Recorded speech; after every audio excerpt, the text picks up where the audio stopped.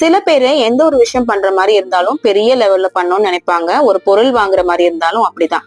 நானே முதல்ல தையல் கத்துக்கணும்னு நினைக்கும் போது நல்ல மிஷினா செலவு பண்ணி வாங்கணும்னு நினைச்சேன். ஆனா அதை லோன் போட்டு வாங்குற மாதிரி சூழ்நிலை தான் இருந்துச்சு.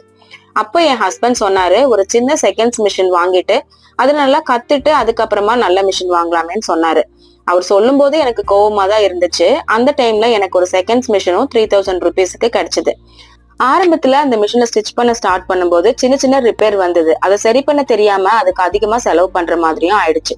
அதுக்கப்புறமா ஸ்டிச்சிங்க பத்தியும் அந்த மிஷினை பத்தியும் நல்லா கத்துக்கிட்டு இப்ப நல்லபடியா நான் ஸ்டிச் பண்ணிட்டு இருக்கிறேன். கொஞ்ச நாளைக்கு முன்னாடி நான் கொஞ்சம் கொஞ்சமா ஸ்டிச் பண்ணி சேர்த்தி வச்ச காசுல நானே ஒரு மிஷின் வாங்கிட்டேன். இப்போ இந்த மிஷினை தைக்கும் போது எனக்கு ரொம்ப ரொம்ப சாட்டிஸ்பேக்ஷனா இருக்கு.